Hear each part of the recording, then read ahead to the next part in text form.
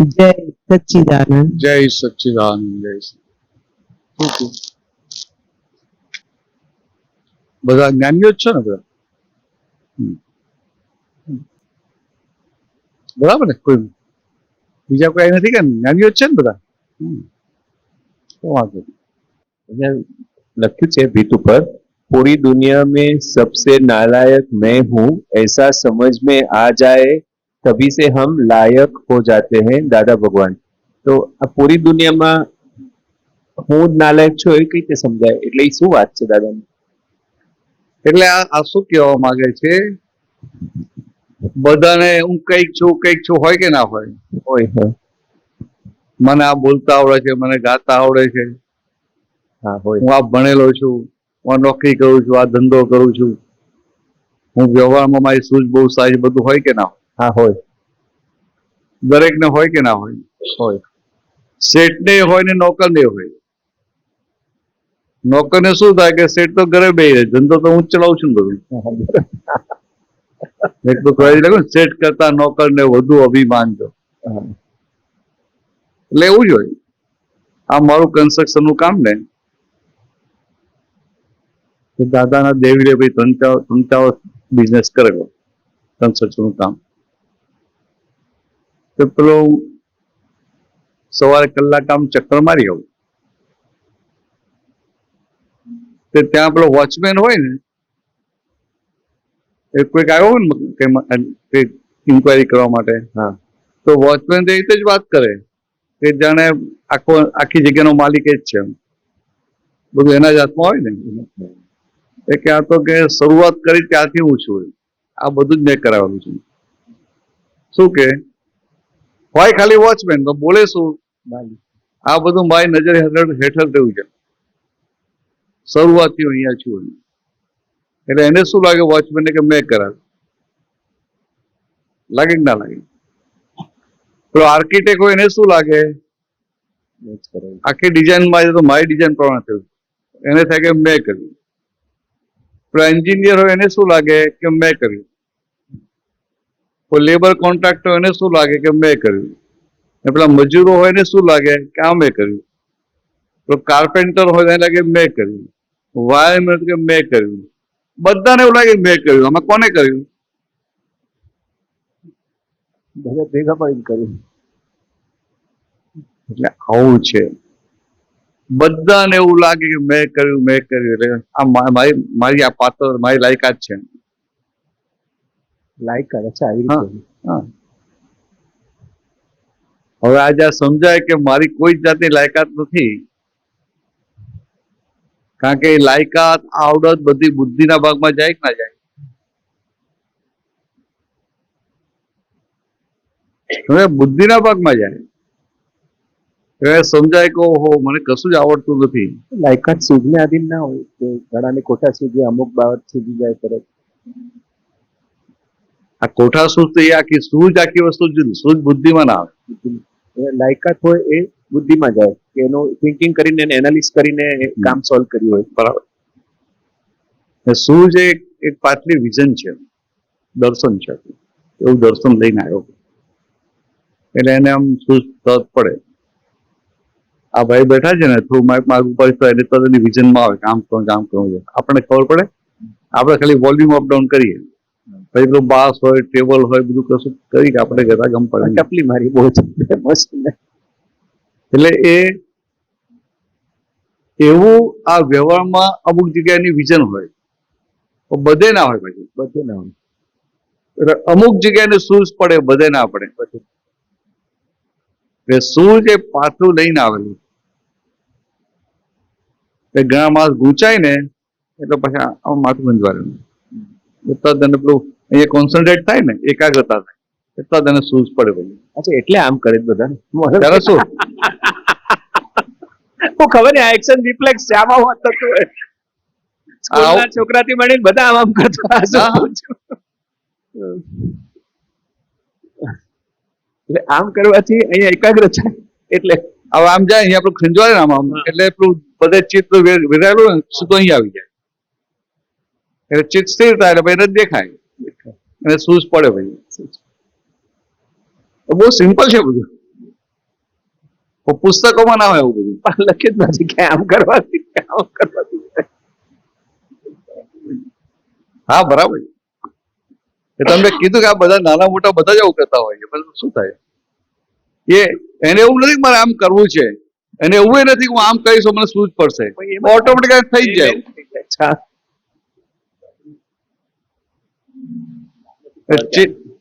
હા ક્યાં કરવું છે? ચિત્ત ડિસ્ટર્બ થયેલું હોય તો સેટ થઈ જાય. અને ચિત્ત સ્થિર થયું એટલે પછી એને સૂઝ પડે કે હવે આમ કરું. એ તો પેલો ગૂંચવાઈ ગયો, બગવાઈ ગયો હોય, શું કરું, આમ કરું, આમ કરું, આમ કરું, આમ કરું, આમ કહીશ તો આમ થશે, આમ કહીશ તો આમ થશે, બગવાઈ જાય, ડિસિઝન ના લે પછી. એટલે એનું બધું લિંગરિંગ રહે. આ સૂઝ વાળો હોય એનો ટાઈમ ઓછો બગડે. સૂઝ વગરનો હોય તો એક કામ 100 કલાક લાગે, સૂઝ વાળો હોય તો 30 કલાકમાં કરી નાખે. હવે પેલો સૂઝ વાળો હોય ને, સૂઝ વગરનો હોય, હોશિયાર હોય, પણ સૂઝ ના હોય એટલે ગુંચાય. સૂઝ એટલે પાછલા અવતારમાં લઈને આવે. બધામાં અલગ અલગ હોય ને. આ ડોક્ટર હોય તો ડોક્ટર આપણે પેશન્ટ જોતા જ, તો પેશન્ટ આવતો ને જોઈને જ ખબર પડી જાય. હવે એ વસ્તુ તમને ખબર ના પડે. હા, એટલે બધાનું અલગ અલગ હોય. અને આ તીર્થંકર ભગવંતર બધા એમ તો બધું ઓલરાઉન્ડર 360. એટલે બધું જ એમને દેખાય, એટલે ક્યાંય એમને ઠોકર વાગે નહીં. લાયક અને નાલાયક શું આવ્યું આમાં કે આ જે લખ્યું છે? આ હિન્દી કર્યું છે ને એટલે. અચ્છા, એ નાલાયક એટલે જે ગાળ દઈ એવું નાલાયક નથી. મને એ થયું કેમ આવું કીધું. આ બધું થોડું સમજી જવાનું, ઇન્ટુ ઇન્વર્ટેડ કોમાં સમજવું પડે. હા, હિન્દી ટ્રાન્સલેશન કરવી. ટ્રાન્સલેશન છે. એટલે ગુજરાતીમાં નાલાયક એટલે જુદી વાત થાય, અને આ લાયક અને ના લાયક. ના લાયક વધારે પેલો હિન્દી ફિલ્મ બધામાં તો ના લાયક તો બધું એ પેલો હીરો વિલન ની આજે ગુજરાતી વાળો કહીએ ને લાયક, લાયક છે. લાયકાત નથી એ અર્થમાં. નાલાયક આખો જુદા અર્થ. ભાષામાં તો એટલે જ આ તીર્થંકરની વાત એટલે લોકોને સમજાય નહીં. અને કેવું છે કે તીર્થંકર ભગવાન હોય ને ત્યારે એ પછી એ જે સુત કેવલી હોય એ કામ કરે ના શબ્દો, પછી શાસ્ત્રો રચાય, શબ્દો તીર્થંકરના જ હોય પણ કામ ના કરે. કારણ કે શબ્દો તીર્થંકરના છે પણ એના દર્શનમાં આવ્યા, દર્શનમાં ના આવ્યા. એટલે શબ્દો તો ડિક્શનરીના છે, નવા ક્યાં છે. એટલે આ મોક્ષ માર્ગમાં દશા કામ કરે. શું કામ કરે? દશા, દશા, અંતરદશા. અંતરદશા. એટલે એનું સ્ટેટ ઓફ બિંગ કઈ દશામાં છે એની પર. એટલે દશા વાળા જે કે ને દાદા તો ત્યાં સુધી બોલે કે અમે ખીટી ખીટી કહીને તમે ખીટી ખીટી બોલો તો તમારો મોક્ષ થઈ જાય. શું વાત છે? હા, ના તમે દશાવાળા પુરુષને જેને મળ્યા અને દશાવાળા પુરુષે ખીટી ખીટી બોલ. હા, એમની આજ્ઞામાં ખીટી ખીટી. હા, જ્ઞાનીની આજ્ઞામાં આવ્યા તો જ્ઞાનીની આજ્ઞામાં આવ્યા એટલે આજ્ઞા એ ધર્મ, આજ્ઞા એ તપ. સ્વચ્છંદ છૂટી ગયો એ ખીટી ખીટી બોલ્યો. સવાલ જ નથી. એ આમ લાગે બધું સિમ્પલ, એ બોલે એમનું બધું એવું હોય ને કે પાછા આખું બધું કામ કરે. દાદાને પેલી વાત કરે કે કોઈની સાથે ક્યારેય અથડામણમાં આવીશ નહીં, આ મોક્ષ જવાની ચાવી. તો આપણને લાગે આ તો બહુ સિમ્પલ વસ્તુ છે, એવું લાગે કે ના લાગે? હા. કેવું લાગે કે કોઈની સાથે ક્યારેય અથડામણમાં આવીશ નહીં, આ મોક્ષ જવાની ચાવી. તો આપણને લાગે વ્યવહારમાં આપણે કેમ બે ભાઈ જો ઝઘડો ના કરી અથડામણમાં આવીશ નહીં, તો આપણે કહીએ જ છે ને તો કે આમાં કઈ મોક્ષ જતું રહેવાય? ભાઈ વિચારતા હોય ને. પણ દાદાની એક વાત અનુભવ દશાની વાત છે. એમને આ જે વાક્ય નીકળ્યું ને એમને પોતે અનુભવમાં લીધું, ટેસ્ટેડ થયા અને પછી વાત નીકળી છે. એટલે એ શબ્દો પાછળનું વચનભર કામ કરે. એટલે દાદાએ કહ્યું ભાઈ આ કોઈની સાથે ક્યારેય અથડામણ આવીશ નહીં, એટલે આ મોક્ષ જવાની ચાવી. એટલે આ વિકલ્પી હોય ને બહુ બુદ્ધિવાળા તો વિચાર આટલામાં થોડું મોક્ષ થઈ જાય. લોકો હિમાલયમાં જઈને ઊંધા લટકી લટકી મરી જાય, મોક્ષ થતો નથી. ના દાદા કહે કે કોઈની સાથે અથડામણમાં આવીશ નહીં, આ મોક્ષ જવાની મોટી ચાવી. કેમનું માનવામાં આવે? ભાવિકભાઈ સમજાય? તો વાતો ભલે દાદાની સિમ્પલ લાગે પણ કોઈ લૂપ હોલ રહેતું નથી. લાગે બહુ સિમ્પલ. મોક્ષે ક્યારે જવાય દીપાબેન? મોક્ષે ક્યારે જવાય? પોતાય બધા કર્મોમાંથી છૂટી જાય. તો જૂના છો ને એટલે જાઓ તો હાથ જગાવો ને. ના ખોટો થોડો કહેવાય માંથી તમને.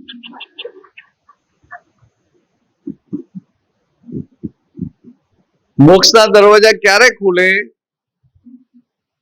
જેના આ ક્રોધ માન માયેલો જ્યાં ખલાસ થઈ જાય ને એના માટે મોક્ષના દરવાજા ખુલે. સમજાય? એક સમજવા માટે આટલો વાત સમજાય ને કે મોક્ષના દરવાજા કોના માટે ખુલે? મેં ભક્તિ કરી એટલે ખુલે, આમ કર્યું એટલે ખુલે, દાન કર્યું એટલે ખુલે, સારા કામો કરે એટલે ખુલે? તો ના, જેની અંદરથી ક્રોધ માન માયા ખતમ થઈ જાય, બધા ખલાસ થઈ જાય, એના માટે મોક્ષના દરવાજા ખુલે. બરાબર છે? સમજાવ્યું છે ને?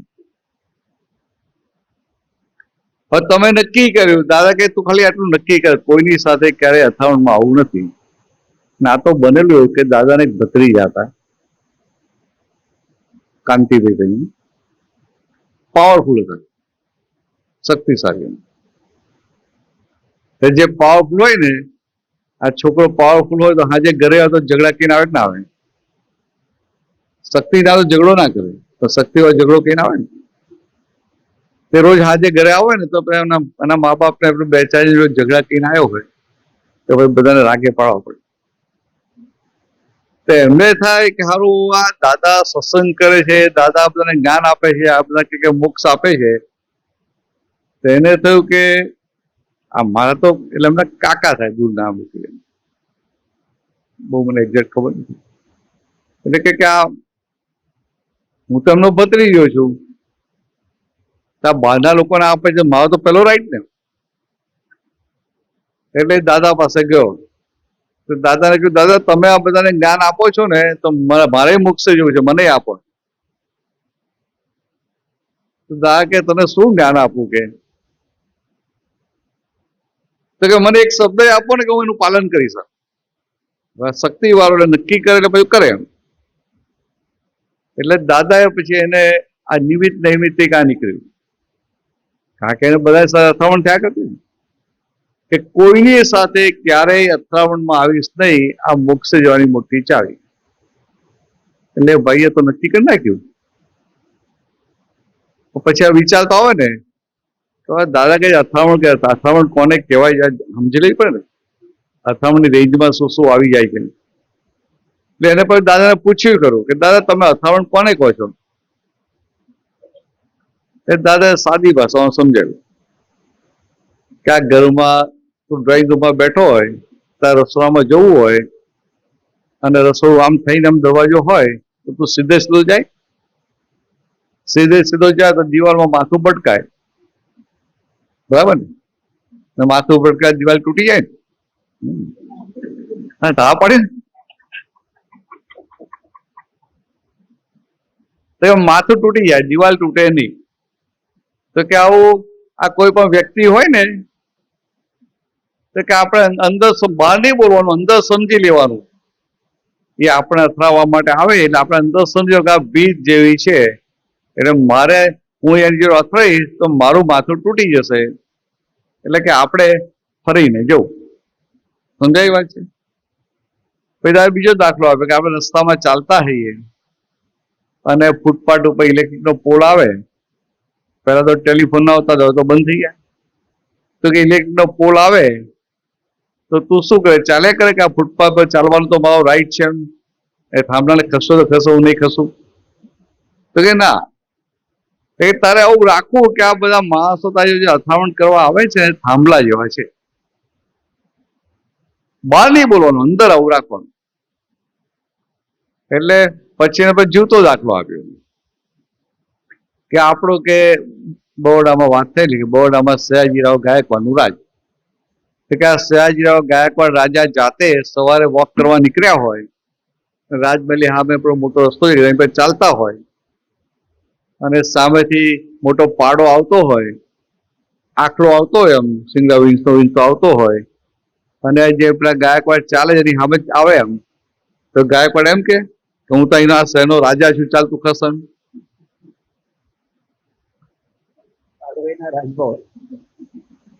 હા, કોઈનું સાંભળે નહીં.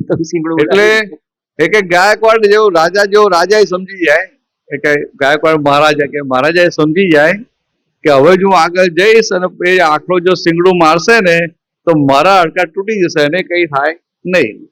એટલે કે એનું પોતાનું રાજ છે, આટલો રોબ છે, રૂબાબ છે, એનો પડ્યો બોલ બધા ઝીલતા હોય છતાંય એ રસ્તો બદલે કે ના બદલે કે એની જો અથામણમાં આવે. એટલે આવું પછી દાદા અલગ અલગ રીતે સમજા. પછી એ પણ સમજાવ્યું કે અથામણ કેમ થાય છે. તો પહેલાના વખતમાં આપણે ઘરમાં પેલું કબાટ હોય ને, સ્ટીલના કબાટ હોય, એની ઉપર અંદર કાચ હોય, ડ્રેસિંગ રૂમ થઈ જાય બહેનો માટે, બધા માટે. અને બહુ તો વોશ બેસિન હોય તો ત્યાં મિરર હોય. તો શું થાય કે બધી ચકલીઓ આવે ને, ચકલી એની પર જઈને ચાંચ માર્યા કરે, એટલે બધા એની પર પડદો નાખી દે, એમ કપડાનો દોરી નાખીને જૂનો હાલો હોય ને ફાડીને નાખે. પેલા ત્યાં જવાનું એવું હતું, હા, કે પડદો કર્ટેન, હવે કર્ટેન નાખે છે બારીમાં, એ તો આ તિજોરી પર આવું લટકાવી દે. તો દાદા કે આ ચકલી અરીસામાં ચાંચ મારતી હોય તો તમને શું થાય? તમને સમજાય કે આ ચકલીને ભ્રાંતિ ઉભી થાય છે કે અંદર બીજી ચકલી છે.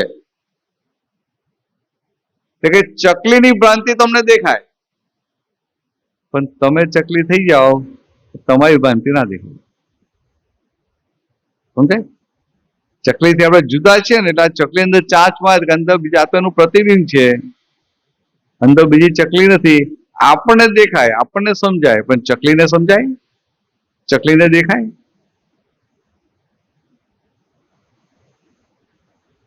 ખ્યાલ?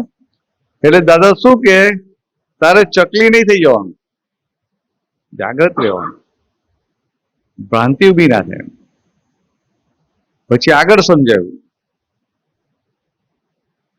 કે તું ગાડી લઈને જતો હોય અને આપણે તો રાજસ્થાનમાં આવી ગયા ને, રાજસ્થાનમાં દારૂબંધી નથી, આપણે મોડી સાંજે નીકળ્યા હોય અને કોઈ બારમાંથી કે બધામાંથી દારૂ પીને આવ્યો હોય અને ગાડી પછી ઊંધી રોંગ સાઈડ લઈ આવે, કે ટ્રક વાળો હોય ને આપણે ગાડી લઈને જતા આવીએ અને ટ્રક વાળો ઊંધી સાઈડે આવી જાય, તો આપણે શું કરીએ? ને આપણે સાચા છીએ ને, ખસી જ જવું પડે. આપણને હું સાચો તારે ખસો ખર, હું જગ્યા નથી આપવાનો, ના ચાલે. તો કે ત્યાં આપણે શું કરીએ છીએ, આપણને પરિણામ દેખાય છે એટલે ત્યાં તરત સાચું ખોટું જોતા નથી, જમણી બાજુ ડાબી બાજુ રોંગ સાઈડ ગમે ત્યાં ખાડો ખાડામાં ઉતરી જઈએ, આપણે એક્સિડન્ટને એવોઇડ કરીએ છીએ. સમજાય વાત? તો કે એવું આ ઘરમાં આ ગાડી જોડે એક્સિડન્ટ થાય ને તો બહુ તો બંનેને ગોબા પડે કે મરી જાય, એવું થાય ને. ત્યાં આપણે બધો પ્રયત્ન કરીએ પણ ઘરના માણસો સાથે એક્સિડન્ટ થાય કે ના થાય? થાય. તો કે એમાં શું નુકસાન થાય? હા, ચિત્ત બગડી જાય ના, તમારી અંદરની શક્તિઓ તૂટી જાય. પેલું એક્સિડન્ટ થાય તો બહાર ગોબા પડે અને બે માણસની વચ્ચે એક્સિડન્ટ થાય એટલે અંદરની શક્તિ તૂટી જાય. ને મોક્ષે જવા માટે અંદરની શક્તિ જોઈએ, આ બહારની શક્તિ કઈ કામમાં ના લાગે. લાગે? બહાર તમને ગમે એટલો આમ ગમે એટલા બોલીને હામાને પછાડી એવા હો કે ગમે એવા શક્તિવાળા હો તો મોક્ષ જેવા કામમાં લાગે? ના લાગે. સમજે? એટલે આ દાદાની વાત આવી હતી, આવી તે કીધું એમ દાદાઓ સિમ્પલ કહી દે, પણ બધાને શું લાગે આ તો બહુ સહેલું છે. પણ આમાં આ વાતમાં એક લૂપહોલ નથી. કોઈ પણ વ્યક્તિ અથડામણમાં આવે નહીં એટલે મોક્ષે અવશ્ય જાય. હવે જો કેવી રીતે તમને સમજાવું કે કોઈ તમારું અપમાન કરે તો શું થાય? સામે પેલો ફેણ મારે કે ના મારે? તો આ તમે સમજો કે અમારે અથડામણમાં આવું નથી કે તમે સામે ફેણ ના મારો તો તમારો અહંકાર ધોવાય કે ના ધોવાય? તમારો માન, તમારો ક્રોધ ધોવાય કે ના ધોવાય? અંદરથી માને ધોવાય કે ના ધોવાય? કોઈ તમારા પૈસા લઈ ગયો, પૈસા પાછા નથી આપતો એટલે તમને અંદર કેટલું થાય એમ.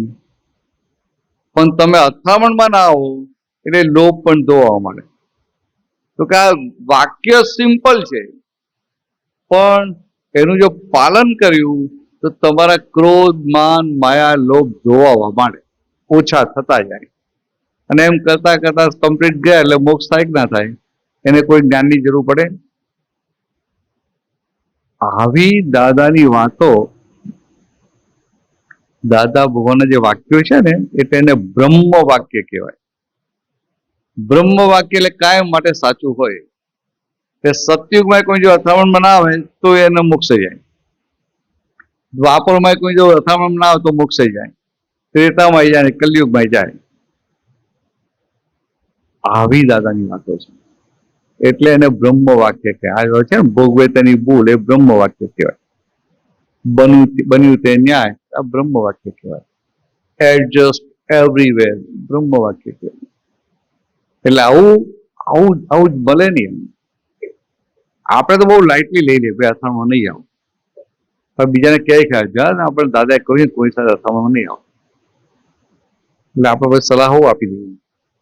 કહ્યું છે ને દાદા તમે પાછા કોઈ સાહેબ કોઈને ઝઘડો થયો પેલા ક્યાંય ખરા કે આપણે દાદા મળ્યા ને એટલે આપણે અથડામણ નહીં આવું. પણ એ દાદાને અંદર જે દેખાયું અને જે આપ્યું અને આપણે સ્કૂલમાં જ પકડીએ ને. પણ કેવું છે કે આ ડોક્ટર જ છે. હવે તમને માથું દુખતું હોય ને એની પાસે જાઓ દવા આપે કે ના આપે? તો માથું દુખે ને દવા આપે, દવા તો પેટમાં જાય. તો પેટમાં દવા જઈને માથું દુખતું બંધ થઈ જાય, તંત્ર દવા પેટમાં જશે, શું કરશે, કેવી રીતે ગુમ કરશે, કેવી રીતે ત્યાંથી ત્યાં જશે, એનું કયું રિસેપ્ટર ત્યાંથી ત્યાં લઈ જશે, કશું તો આપણને ખબર હોય? કશું ખબર ના હોય. આપણે તો એમને કહ્યું પણ ટીકડી લેવાની જ હોય ને. એવું દાદાની આપતું એવું છે, ખાલી તમે ટીકડી લઈ લો તમારું કામ થઈ જાય. કોઈ સમજવાની જરૂર નથી. ભાઈ સમજે?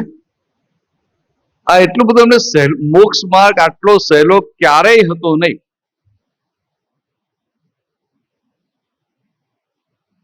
કઈ પણ તમે દાદાનું પકડ્યું ને તમને મોક્ષે લઈ જઈને છોડે.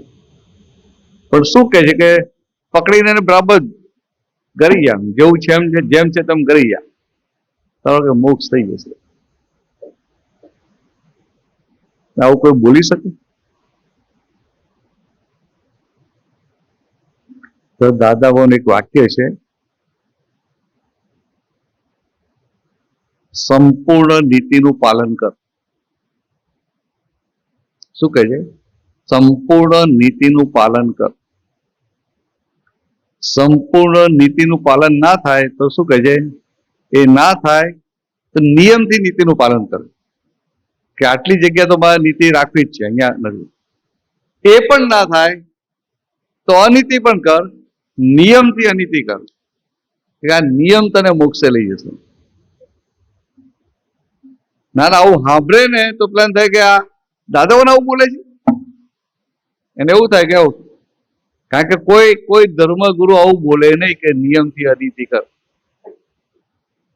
તો દાદા શું કે છે કે આ તો હવે કલયુગ આવ્યો. કલયુગમાં હું કહું કે સંપૂર્ણ નીતિનું પાલન કર તો એના માટે શક્ય જ ના હોય, અને સંજોગો જેવા ભેગા થાય કે એને અનીતિ ના કરવી તો એ કરવી પડે. સમજાય? આપણાને આધાર કાર્ડ કઢાવવું હોય ને તો બહુ ધક્કા ખાવા પડે તો શું થાય કે ભાઈ આપીને 200 રૂપિયા કે, સમજાય? એટલે એને 200 રૂપિયા આપવાની ઈચ્છા છે નહીં, પણ સંજોગ જેવા ભેગા થાય પેલું મળે જ નહીં તો શું થાય, ક્યાં ધક્કા ખાખા કરે. હા ભાઈ લે ને ચાલ, એટલે કે પોતે સાચો છે તોય પૈસા આપવા પડે, એની આપવાની ઈચ્છા હોય. એટલે કે આ ન છૂટકે ને અનીતિ કરવી પડે એવા સંજોગો આવે. તો હવે આ દાદાનું વાક્ય છે, તો દાદા શું કે, તો એ પણ ના થાય તો નિયમથી અનીતિ કરું. પછી વાક્ય ઉમેર્યું કે આ નિયમ તને મોક્ષે લઈ જશે. એટલે શું કહે છે કે અનીતિનો નિયમ તને મોક્ષે લઈ જશે. આ બહાર તમે કહો ને બધા ભડકી જાય.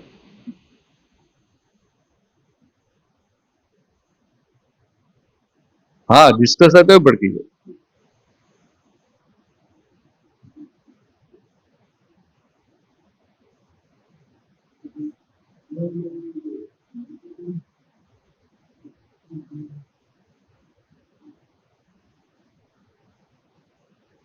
હવે આ કેવું છે,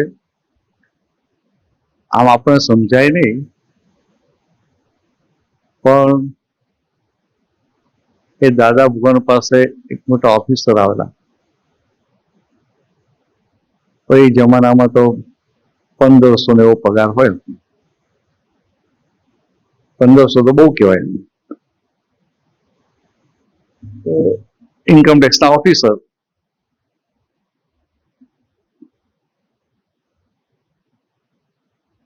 તો શું થાય, એમની સાથે બધા કલીગ બધા હોય, એ હતા બહુ ઓનેસ્ટ, પૈસા ખાતા નતા. સમજાય? ઓનેસ્ટ હતા.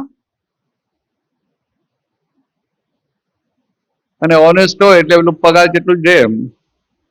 હવે બીજા બધા એની સાથેના હોય તે બધા પેલા પૈસા ખાતા હોય, એમના છોકરાઓ બધા જલસણ કરતા હોય ને, એટલે એમના ફેમિલીમાં બધાને, એમના વાઈફ ને છોકરાઓને બધાને થાય કે આ પપ્પા પૈસા લેતા નથી ને અમારે સહન કરવું પડે. આ બધા કેવા જલસા કરે છે ને અમારે ભોગવવું પડે છે. આ બધા ગાડી લઈ જાય ને આપણું કે સ્કૂટરનું ઠેકાણું નથી. થાય ના થાય? એટલે આવું બધું થાય.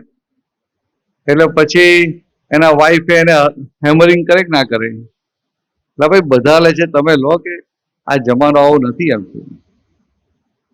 એક ના કહેવાય. એટલે રોજ પેલું હેમરિંગ કર્યા કરે. એટલે રોજનું હેમરિંગ થાય એટલે પેલા ભાઈને શું થાય કે સારું આ બધા પાછળ એટલા ચાલુ કરીએ એમ. થાય કે ના થાય? એટલે એ ભાઈને દાદાએ આ વાક્ય આપેલું કે સંપૂર્ણ નીતિનું પાલન કર. એ ના થાય તો નિયમથી નીતિનું પાલન કર. એ ના થાય તો અનીતિ પણ કર, પણ નિયમથી અનીતિ કર. આ નિયમ તને મોક્ષે લઈ જશે. તો દાદાએ પછી એમને પૂછ્યું કે તમને કેટલા પૈસા ખૂટે? એ દાદા કે મને મહિને કે આ 2000 રૂપિયા વધારે મળે ને તો આ બધાની કચકચ બંધ થઈ જાય ઘરમાં બધાને. સાહેબ એક કામ કર, તું નિયમ લે કે મારે દર મહિને 2000 રૂપિયાની લાંચ લેવી જોઈએ. હા જો તમને વિચાર આવ્યો તો બીજાનું કહેતા હતા.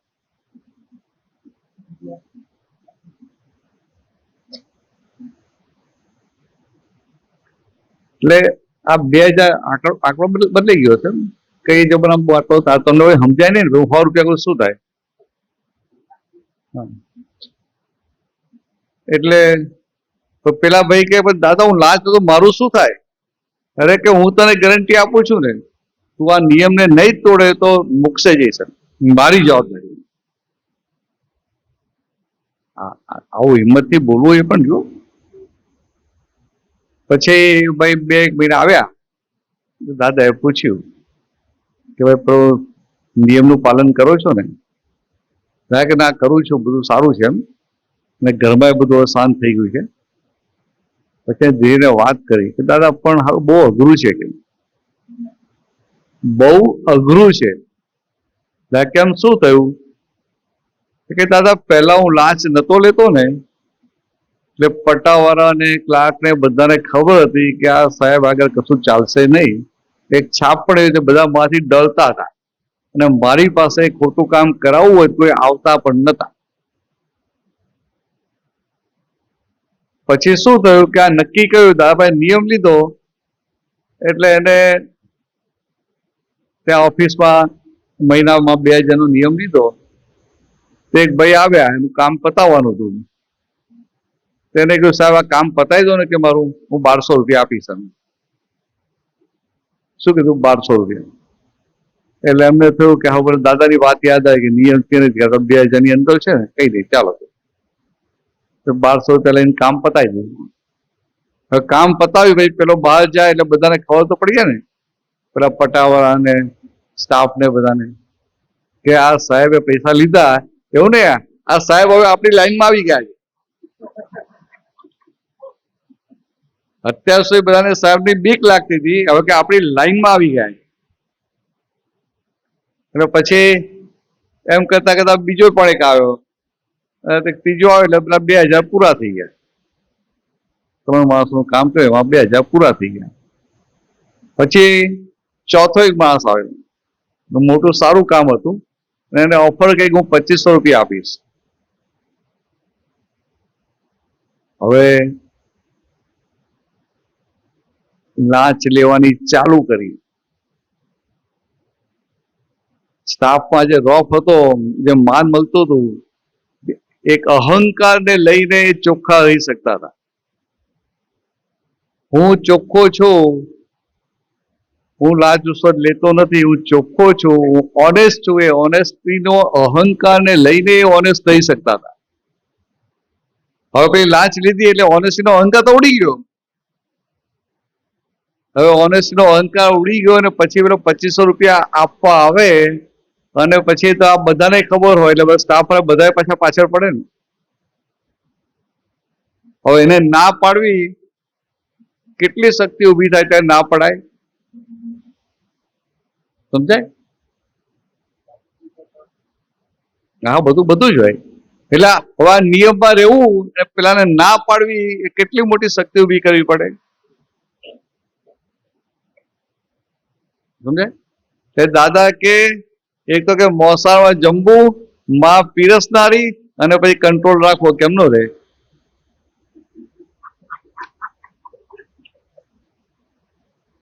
કેટલી બધી શક્તિ ખુલ્લી કરવી પડે, સમજાય? અને પછી એ કે દાદા પેલું તો સહેલું હતું, હું લેતો નતો ને તો સહેલું હતું, 2500 અટકી જવું, 2000 અટકી જવું બહુ અઘરું છે. કે હા, બધે બરાબર, સમજાય વાત? એવું એક ભાઈ હતા, વ્હાઈટ એન્ડ વ્હાઈટમાં આવતા, વ્હાઈટ પેન્ટ અને વ્હાઈટ શર્ટ અને અડધી ભાઈ, આમ પેલા આમ મોટો પ્લે હોય ને, સેલ્સમેન કે મેનેજરો એવા લાગે, એમ પર્સનાલિટી એવી પડે. તે હતા ખિસ્સા કાતર. સત્સંગમાં તો બધા આવે ને, આપણો સત્સંગ એટલે બધા જ આવે. હતા ખિસ્સા કાતર. એટલે એમને આ બધી વાત સાંભળી ને, એટલે એની અંદર બધા દુઃખ થયું, સારું આ મારો ધંધો આવો છે ને મારો તો કેમ કે મોક્ષ થાય, પણ દાદા કે અનિતિનો નિયમ, કે દાદા એ પેલા એને કહેલું ઇન્કમ ટેક્સ ઓફિસરને કે ભાઈ તું એકવાર નિયમ લે, પછી 2 વર્ષ થાય કે મોંઘવારી વધી ગઈ, હવે આ નિયમ તોડવું, એવું નિયમ તોડવાનો નહીં. તારે અત્યારે 2000 2500 રાખો તો રાખ, એની છૂટ. એકવાર અમારી આજ્ઞા લઈને જતા નિયમ બાંધ્યો, નિયમ તોડવાનો નહીં. એ પેલા પીક પોકેટરે ખિસ્સા કાપતો દાદાને વાત કરી કે દાદા મારો ધંધો કે ખિસ્સા કાપવાનો છે. હા, ઓપનલી. આ તો દાદા આગળ તો નવાઈ લાગે કે મારો ધંધો ખિસ્સા કાપવાનો છે. મારાથી ભાવ કે નિયમથી અનિતિ કરાય, કે તારાથી કરાય, તો કે મારો મોક્ષ પાકો ને, તો કે આ પાકો. તેને નિયમ લીધો કે મારે મહિનામાં 3 વાર ખિસ્સા કાપવાના, 3 થી વધારે નહીં.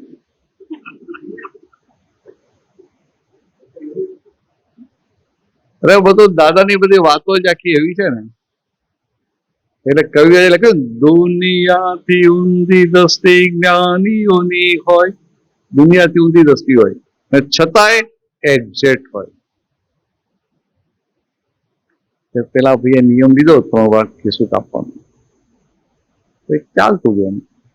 પછી દિવાળી આવી ગઈ અને ઘરમાંની વાઈફને તેવું કે આ સેલ્સમેન છે એમ, એટલે બધે ફરે છે, કપડા તો એવા પહેરે ને આમ કોઈને લાગે ને કે ખિસ્સા કાઢું. અહીંયા આવીને બેસે તો પછી જગ્યા કરી આવું, લાવો બેહાડો આગળ.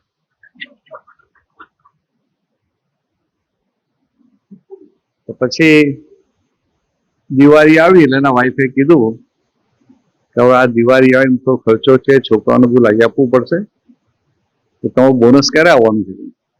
પૈસા જોઈએ ને, કે આ વખતે પૈસા વધારે જોઈશે એમ કે ને, કે આ મહિને તો કે 3000 રૂપિયા જોઈશે.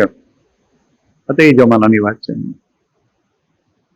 એટલે કે વાંધો નહીં, કે મારું બોનસ આવવાનું જ છે. આને તો પેલો રોફ જ હોય ને, કે આ ખિસ્સા કાપવામાં એક્સપર્ટ. એટલે શું થાય કે ભાઈ આમ જ્યાં જોઈને મોટું ખિસ્સો કાપીશું થઈ જશે એમ.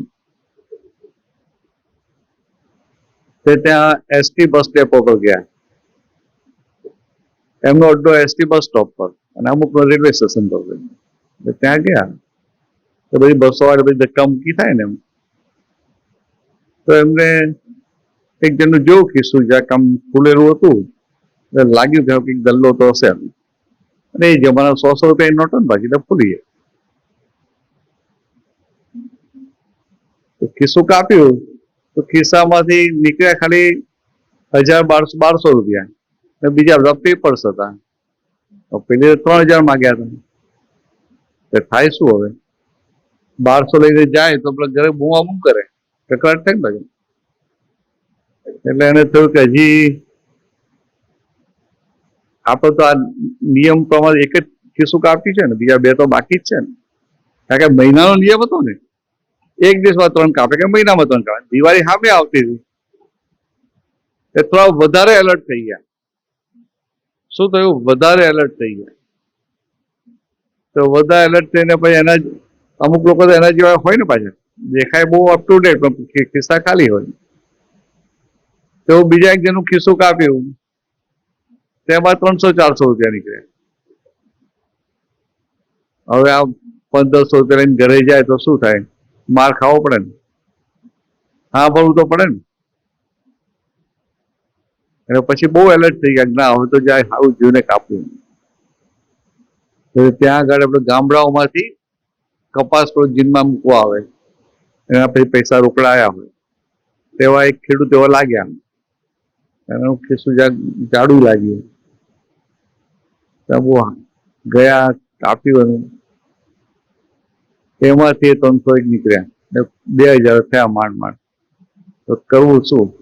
એટલે પછી એને યાદ, ના ભાઈ આ દાદાએ નિયમ આપ્યો છે એટલે હવે નિયમ પૂરો થઈ ગયો, આ મહિને કરશું જ નહીં. પાછા ઘરે જતા. ઘરે જાય તો બસ સ્ટોપ નીકળતા હોય ને, તો સામે કોઈ મરઘો દેખાયો, શિકાર મોટો, અને એમને ખ્યાલ આવ્યો કે આની પાસે તો આ 2-3000 તો છે જ ઓછા મોટા. એટલે હવે આવો શિકાર દેખાય એટલે રહેવાય નહીં, તરત એની પાછળ જતા રહ્યા અને હાથે જતો રહ્યો. ને ખબર એવી પડી કે આ 2-3000 નહીં, 5-7 હજાર રૂપિયા છે. હવે શું હાલત થાય?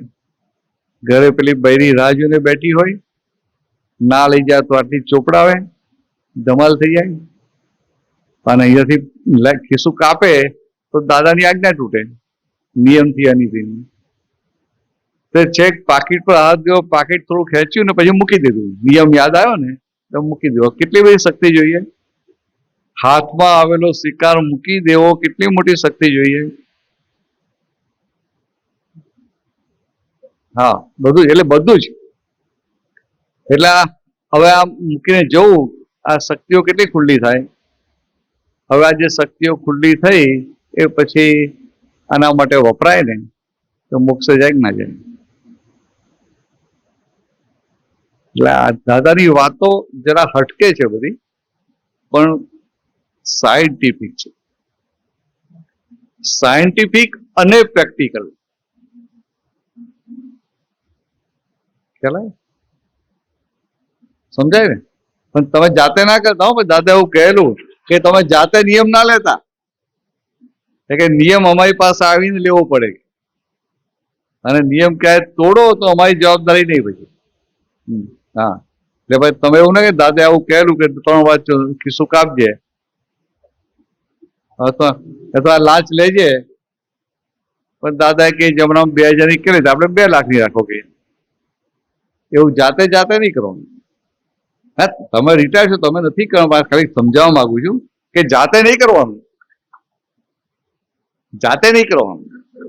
એ દાદાની આજ્ઞા, એટલે આજ્ઞા આપે ને એની જવાબદારી. અને જાતે કરીએ એને સ્વચ્છંદ કહેવાય. જાતે કરીએ એને સ્વચ્છંદ. પણ નિયમ એવો છે કે જ્ઞાની કોઈ જે સલાહ આપે નહીં. નિયમ એવો હોય કે જ્ઞાની કોઈ જે સલાહ આપે નહીં.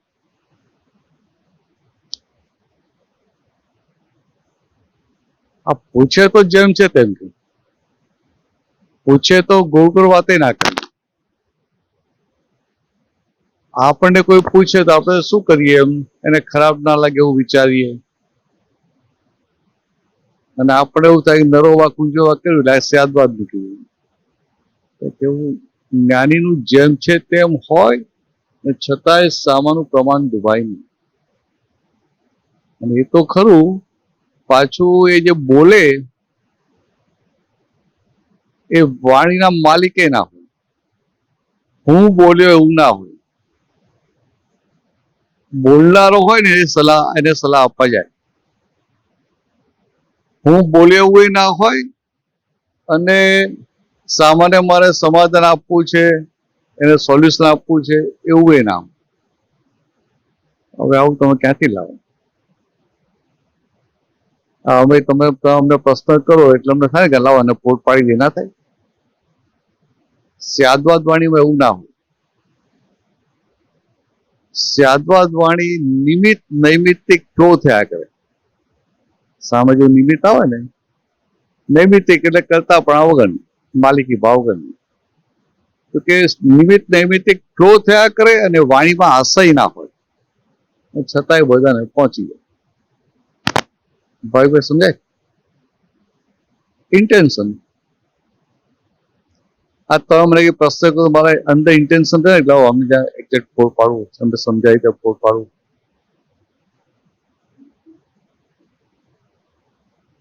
ના, એમને એવું કશું ના હોય.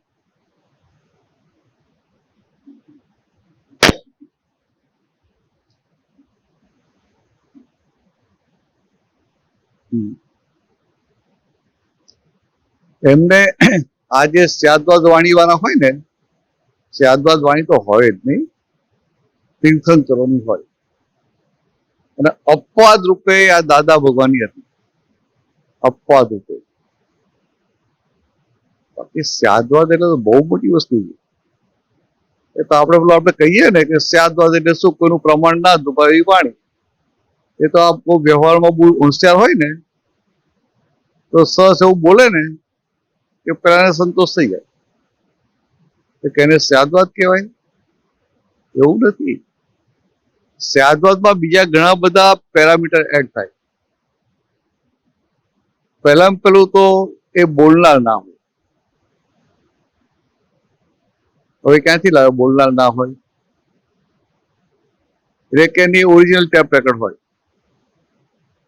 પછી તો કે ટેપ રેકર્ડ વાગે તો સામે જે નિમિત્ત હોય એ નિમિત્તને આધારે નૈમિત્તિક એક ટેપ રેકર્ડ વાગે સામે નિમિત્ત પ્રમાણે. એટલે એમને એવું ના હોય કે આમ બોલવું છે અને આમ નથી બોલવું. આપણે હોય કે ના હોય? હા, આમ બોલવું છે ને આમ નથી બોલવું, બધું હોય. ઘરમાં હોય ને બારે હોય. ઘરમાં છોકરાઓ સાથે હોય કે ના હોય? ને ઘરમાં વહુ હોય તો એની જોડે હોય કે ના હોય? આમ બોલશું એને નહીં ગમે, બધું રહે ને. તો કે નિમિત્ત એટલે વાણીના માલિક ના હોય, એમને અંદર કઈ આશય ના હોય કે આમ કરવું છે ને આમ નથી કરવું. તો કે આ જે બધો ભાગ છે ને કે વાણીના માલિક નહીં, વાણીના બોલનારા નહીં, પાછું નિમિત્તને આધીન નૈમિત્તિક વાણી છૂટે. પાછું એવી વાણી હોય કે જેમ છે તેમ કે છતાંય સામાન્ય દુઃખ ના. અહીં તો બધા જ ડોઈ જાય, ફેલ થઈ જાય ને. તો અહીંયા બધા ફેલ થઈ જાય. જેમ છે તેમ કહો ને સામાન્ય દુઃખ ના થાય. જેમ છે તેમ કે ને છતાંય પ્રમાણ દુભાય નહીં કોઈ. આ તો બહુ સ્યાદવાદ વાણી એ તો બહુ મોટું છે. તો તમે આ બધા દાદા ભગવાનની બધી કેસેટો છે ને, જ્ઞાનવાણીની બધી ઓડિયો ઘણી બધી તમે સાંભળો ને, તો એકવાર તમને અંદર ચાલુ થયું ને એટલો આનંદ આવે, કારણ કે તાજી વાણી છે, તાજી વાણી અને ઓરિજિનલ ટેપ રેકોર્ડ છે. તો પોતે બોલનારા નથી. આ ડોક્ટર પાસે કોઈ આવે ને તો પેશન્ટ આવે તો તમને શું રહે, શું કર્યું હું સમજી લઉં. જ્યાં સ્યાદવાદમાં એ ના હોય કે હા હું નિમિત્ત આવી પણ નૈમિત્તિક નીકળી ગયો. આપણે લાવો શું કહેવામાં એને સમજી લઉં, એમને એવું બધું ના હોય. એટલા પ્યોર થઈ ગયેલા હોય કે સામાનો આવે એવો જ એનો ફોટો પડી જાય, એટલે પેલા પૂછવું ના પડે.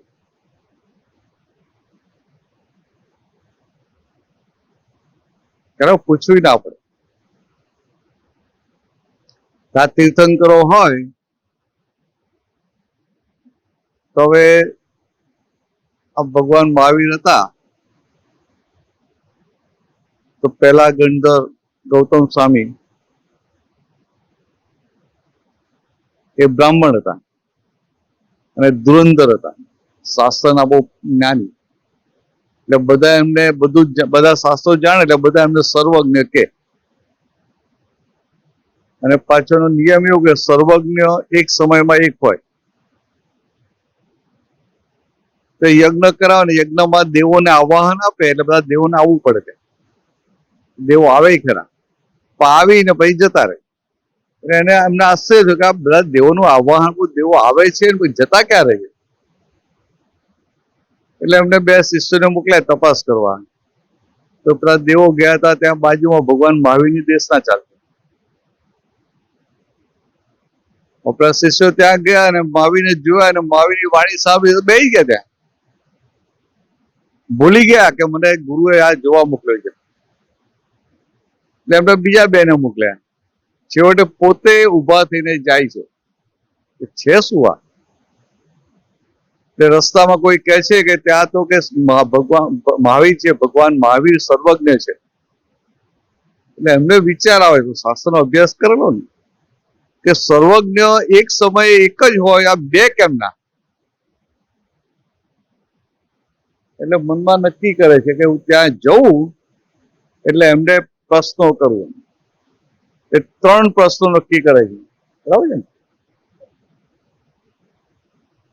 એ 3 પ્રશ્નો નક્કી કરીને જાય છે.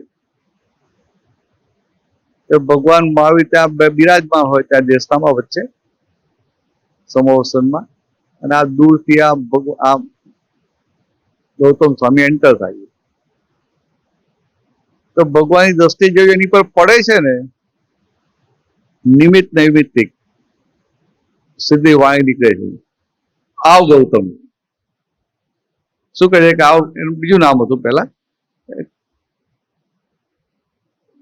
હા માલભાઈ ગોઈમાં, પણ ગૌતમ પહેલા એમનું નામ, હા ઇન્દ્રબુદ્ધિ. તમે જૈન છો? ચલો સારું. એટલે આવું બધું હોય મને કહેજો, હું પાછું જૈન ને. એટલે એમનું નામ પહેલા હતું ઇન્દ્રબુદ્ધિ, અને પછી ભગવાન પાસે આવ્યા પછી નામ થયું બદલ્યું ગૌતમ સ્વામી એટલે ગોયમ, ગોયમાં, ગોયમાં. એટલે ભગવાન કહે છે કે આવ ગૌતમ, આપણે આપણી સાદી ભાષામાં વાત કરીએ, ભગવાનનું પછી આપણે એક લોચા પડીએ. એટલે ગૌતમ સ્વામી વિચારવા પડી જાય છે કે હું તો અમને ક્યારેય મળ્યો નથી અને મને નામથી બોલાવે છે. આપણે આ વાત ત્યારબાદ વાણી માટે નિમિત્ત નૈમિત્તિક એના માટે કરતા હતા. તો કે આ સામે એમનું નિમિત્ત ભેગું થયું એટલે ભગવાનની વાણી નીકળી કે આવ ગૌતમ. પછી એમના 3 પ્રશ્નો નક્કી કર્યા કે તારો પહેલો પ્રશ્ન આ છે, એનો જવાબ આ છે. ગૌતમ તો વિચારવા પડી ગયા, પ્રશ્નો ખબર તમને? તો બહુ સારું.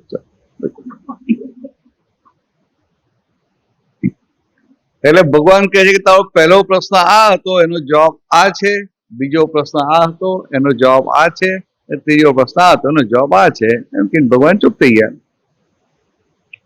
તે ગૌતમ સ્વામી વિચારવા પડી ગયા કે હું આમને મળ્યો નથી, મેં પ્રશ્નો કોઈને કહ્યા નથી, મેં મારા મનમાં જ નક્કી કરેલા, અને હજી તો હું આવું છું, મને નામથી બોલાવે છે, મારા પ્રશ્નો એમને જાણી લીધા અને મારા પ્રશ્નોના ઉત્તર પણ આપ્યા. એટલે એમને આમ આમ પેલા હતા કે બધું આમ શાસ્ત્રો જ્ઞાન ને, પણ કેટલી એમની સરળતા. એટલે એમને થયું કે ના, સર્વજ્ઞ હું નથી, સર્વજ્ઞ મહાવીર છે. કારણ કે મારું એમને બધું જાણ્યું, મને તો ખબર જ નથી. એટલે ભગવાન મહાવીરને સરેન્ડર થાય છે, સમર્પિત થાય છે. એટલે ગૌતમ સ્વામી પ્રથમ ગણધર થયા. તો કે આ કેવી વાતો થઈ? તો એ નિમિત્ત નૈમિત્તિક વાણી નીકળી ગઈ. પછી ભગવાને કશું હલાવ્યું તે કશું નહીં. અને આપણને તો કેટલું બધું થાય. તમને સમાધાન સમજાયું? વાત સમજાઈ? તમને સમાધાન થયું? હજી વધારે ડિટેલમાં કહું? થાય કે ના થાય? એટલે આપણે શું, આપણે એક્ઝેક્ટ પેલું સ્યાદ વાત ખબર ના હોય ને, એટલે આપણને બધું સ્યાદવાદ બોલીએ. પણ ખરેખર સ્યાદવાદ એટલે ટોપ લેવલની વાણી. સ્યાદવાદ વાણી કેવલી ભગવંતો અને તીર્થંકર ભગવંતોની હોય. એટલે આપણી સ્યાદવાદની નજીક પહોંચી શકે. દાદા કહેતા કે અમારી એક્ઝેક્ટ સ્યાદવાદ ના કહે, 4 ડિગ્રી ઊંડી પડે, એમ 4 ડિગ્રી ઓછી. ઓકે, તમારા માટે તો પૂરી સ્યાદવાદ જ છે. આવી આ વાણી એટલે વાણી કેવી? માલિકી ભાવ નહીં, પોતે બોલનાર નહીં, સામેનાને આમ કે રાગે પાડી દેવું છે, એને સમજાવી દેવું છે. એને શિષ્યને એવી વાત કહો કે આમ પ્રભાવિત થઈને શિષ્ય થઈ, કશું હોય નહીં. કારણ કે આ સ્યાદવાદ વાણી એ ટેપ રેકર્ડ વાગે ને, એ અહંકાર વિલય થઈ ગયો, અહંકાર રહ્યો જ ના હોય. એટલે આમ કે આમ એવું કશું હોય જ નહીં, કશું નક્કી કર્યું જ ના હોય. અને આપણે કેટલું બધું નક્કી કર્યું હોય. હવે કોઈને ત્યાં જવાનું ને, કોઈ સગાને ત્યાં, તો નક્કી કરે કે પેલા બેન છે એનો સ્વભાવ આવો છે, આવી વાત કરે, આપણે કશું બોલવું જ નથી. એમ નક્કી કરે કે ના કરે? અથવા તો એવું નક્કી કરે કે આ કહીને ત્યાં જઈએ છે ને એને બરાબર ચોપડાવી દેવી છે, એવું નક્કી કરીએ. પછી વાણી તો ટેપ કરે, નીકળે ખરી, ના નીકળે. આવું બધું નક્કી કરીએ કે ના કરીએ? સમજાય? નક્કી કરીએ બધું. તો કે આ બધું નક્કી કરીએ શું કહેવાય? બધું કાચું પડેલું કહેવાય ને. ના, સ્યાદવાદ બહુ મોટી વસ્તુ. હા, બોલો.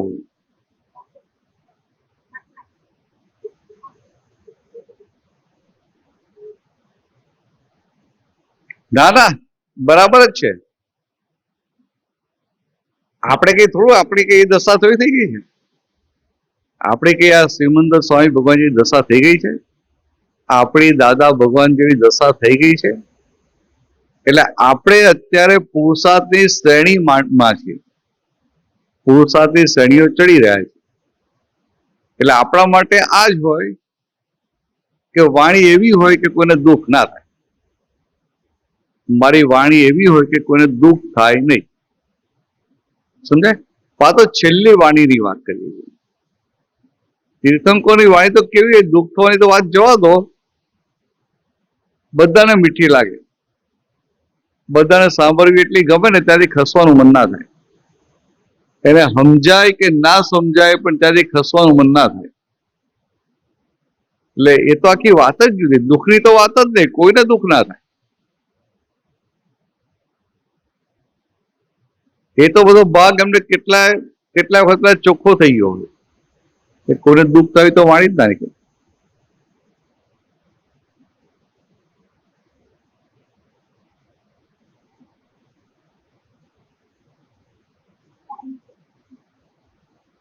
સ્યાદવાદ વાણી પરિણામ કહેવાય.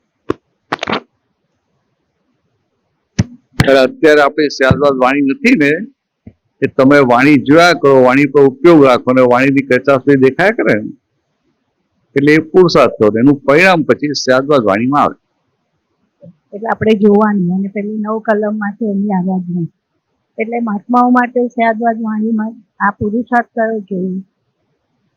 એટલે આ વાણી તંતેલી નીકળે, કઠોળ નીકળે, કોઈને દુઃખ થાય નીકળે, એટલે તરત ફાઇલ નંબર 1 જોડે માફી મંગાવે અને અંદર નક્કી કરે કે આવું ન હોવું ઘટે. આપણે બધા મહાત્માઓ છે ને, એટલે કેવું કે જ્ઞાન મળ્યું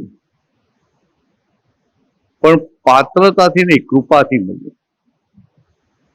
સમજાય?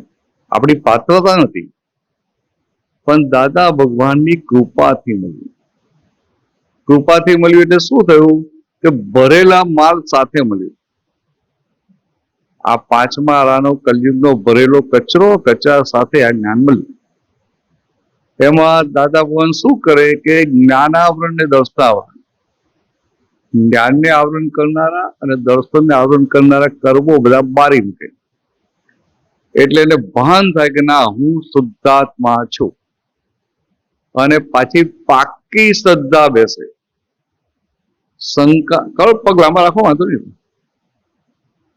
શંકા ના પડે એવી પાકી શ્રદ્ધા બેસે. સમજે? તો શંકા ના પડે એવી પાકી શ્રદ્ધા બેસી, પણ ભરેલો માલ રહ્યો ને, એટલે કે શુદ્ધાત્મા થઈ ગયા. હવે આ ભરેલો માલ જયારે ખાલી થાય, ભરેલો માલ ખાલી થાય ત્યારે ખાલી થતા માલને આપણે જોવાનો, એના જ્ઞાતા દ્રષ્ટા રહેવાનું. અને બીજું શું હોય કે ખાલી થતા માલમાં એવું કંઈક હોય કે જે મોક્ષ માર્ગમાં ન હોવું ઘટે, એવું કંઈક ઉદયમાં આવે તો આ ફાઇલ નંબર 1 ને કેવું પડે ને, ભાઈ આ જો ને કેવો માલ ફૂટે છે. એક બાજુ તમે મોક્ષે જવાની વાત કરો છો અને આ માલ તો કેવો ફૂટે છે, તો માફી માંગી લો. એટલે આવી રીતે આપણી પૂરેપૂરી સેફ સાઈડ થઈ ગઈ. આપણું જે જ્ઞાન છે એકાંતિક નથી કે હવે શુદ્ધાત્મા થઈ ગયા હવે કશું અડે નહીં, એમ એવું નહીં. શુદ્ધાત્મા થઈ ગયા, પણ એ શુદ્ધાત્મા થઈ ગયા એ જાગૃતિ વર્ત્યા કરે. અને આ ફાઇલ નંબર 1 નું જે ઉદયમાં આવે એની પર એ વોચ કહેવાય, જ્ઞાતા સ્થળે એની પર વોચ રહ્યો. એટલે પછી બધું દેખાય કે આ બરાબર છે, બરાબર નથી, કારણ કે કેવલ દર્શન થઈ ગયું. એટલે બધું સમજાય ખરું કે આ જે વ્યવહાર થઈ રહ્યો છે એ મોક્ષ માર્ગમાં હેલ્પિંગ છે કે હેલ્પિંગ નથી, ના દેખાય? બધું દેખાય. અને હેલ્પિંગ ના હોય તો એનો ખટકો રહેવો જોઈએ કે ના રહેવો જોઈએ? આ ખટકો રહ્યો એટલે પ્રતિક્રમણ થઈ ગયું. બહુ ટેન્શન ના લેવું જોઈએ. સમજાય? ખટકો રહે એટલે પ્રતિક્રમણ. થોડું વ્યવસ્થિત કરવું હોય તો પછી આખું પ્રતિક્રમણ કરી લેવાનું.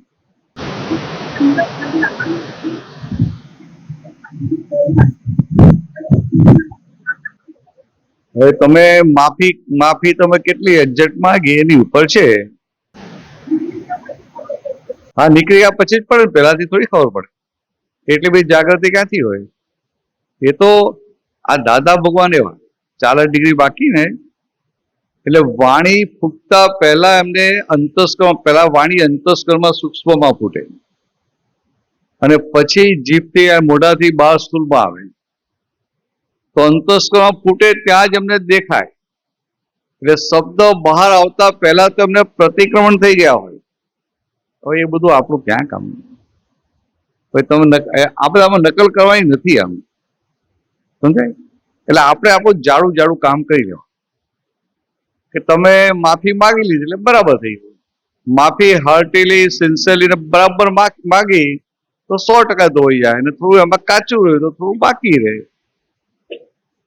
ખ્યાલ આવ્યો? બાકી બહાર નીકળ્યા પહેલા દેખાય ને તો બહુ મોટી જાગૃતિ કહેવાય.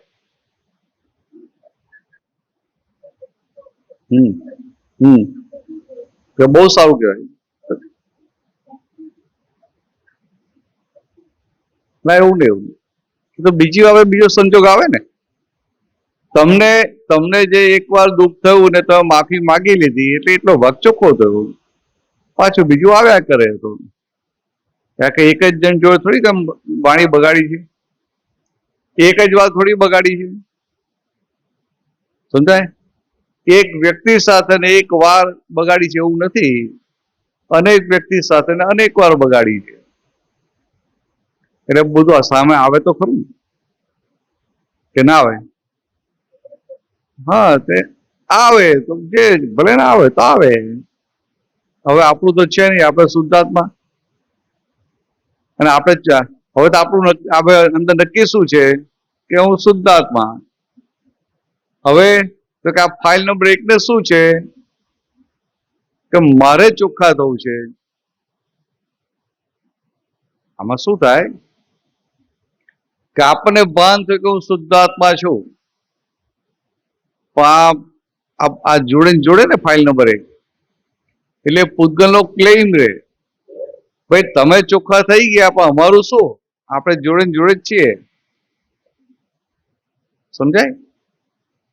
એટલે હવે ફાઇલ નંબર 1 નો એ શુદ્ધિકરણનો, પ્યોરિફિકેશનનો સતત એ પ્રયોગ ચાલી રહ્યો છે,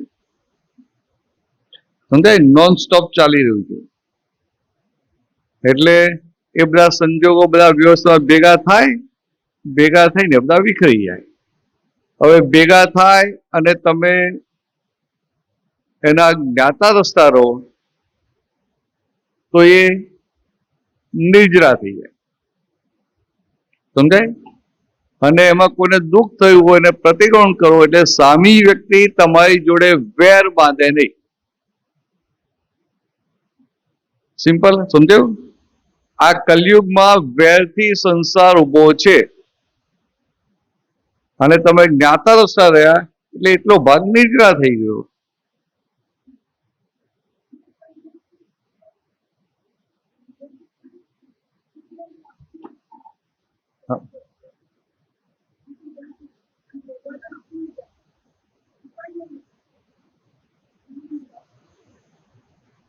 અરે ભોગવટો આપીને જાય બરાબર છે, પણ ભોગવટો આપે ને કોને આપે? શું કહે? ફાઇલ ને. એટલે ફાઇલ ને ભોગવટો આવે કે ના આવે? તો ફાઇલ ને આવે, આપણને થોડો આવે છે.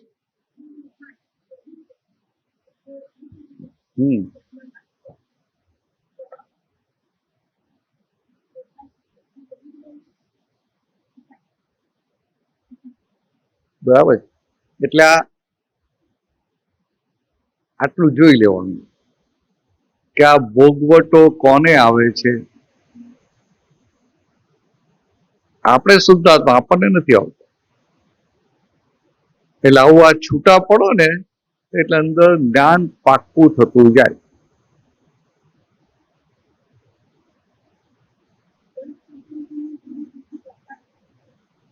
તો 2-4 દિવસે બતાવે, મહિના સુધી બતાવે. એ તો કેવું છે કે જ્યાં સુધી બુદ્ધિની વાત તમે સાંભળો છો ત્યાં સુધી બુદ્ધિનું ચલણ રહે કે ના રહે? એટલે એવું છે. બુદ્ધિ બતાવે એનો શું થયો કે તમે હજી બુદ્ધિની વાત સાંભળો છો, સમજાય? અને એની વાત સાંભળો ને જોયા કરો તે ખલાસ થઈ જાય. એને ટેકો ના આપો, એની વાત સાંભળો ને એની વાતમાં હાય હા ના કરો એટલે ખલાસ થઈ જાય. એટલે પછી એનું લાઇટ ડીમ થઈ જાય, એનું ચલણ રહે નહીં. અત્યારે ચલણ બુદ્ધિનું છે અને બુદ્ધિનું કામ શું? સંસારમાં નફો ખોટ બતાવવાનું. એટલે હવે સંસારમાં નફો ખોટ બતાવે એટલે સંસારમાં જ્યાં નફો હોય ત્યાં જ ખેંચી જાય ને, એટલે સંસારમાં જ ખેંચી જાય ને. એટલે અલ્ટિમેટલી તમારો સંસાર દિન પ્રતિદિન વધ્યા કરે અને બુદ્ધિનું સાંભળીએ નહીં એટલે પ્રજ્ઞાના પક્ષમાં ગયા કહેવાય. બુદ્ધિનું સાંભળીએ નહીં એટલે પ્રજ્ઞાના પક્ષમાં ગયા કહેવાય. કે પ્રજ્ઞાની વાત સ્વીકારીએ એટલે પ્રજ્ઞાનું લાઈટ દિવસે દિવસે વધતું જાય અને એ પ્રજ્ઞા તમે આ સંસારમાં ક્યાંય જતા હો ને તમને ચેતો કરે. એટલે બુદ્ધિ સંસારમાં ખેંચી જાય અને પ્રજ્ઞા સંસારમાંથી બહાર કાઢે. એટલે હવે તમારે નક્કી કરવું પડે કે તમારે કોની વાત સાંભળવી છે. સમજાય? પછી બુદ્ધિ તો બહુ બધા કે એને પેલા આમ કર્યું, આમે આમ કરેલું, આમે આટલા વર્ષો પહેલા આવું કરેલું, મારી સાથે બીજા સાથે આવું કરેલું, તો જાત જાતો બતાવે. હવે બુદ્ધિની વાત સાંભળવી છે ને સંસારમાં ભટકવું છે કે પ્રજ્ઞાની વાત સાંભળી ને મોક્ષે જવું છે, એ નક્કી કોને કરવું પડે? એટલે ત્યાં કાચા નહીં પડવું, ત્યાં કાચા નહીં પડવું. સમજાય? એટલે કેવું છે કે હવે ખાલી બે જ વસ્તુ રહી આ જ્ઞાન મળ્યા પછી. તો કે અત્યાર સુધી બુદ્ધિના પક્ષમાં હતા, હવે પ્રજ્ઞાના પક્ષમાં ગયા, એટલે કે હવે આત્મપક્ષી થયા. અત્યાર સુધી સંસાર પક્ષી હતા, હવે આત્મપક્ષી થયા. તો આત્મપક્ષી થયા કેટલી મોટી વાત કહેવાય ના કહેવાય?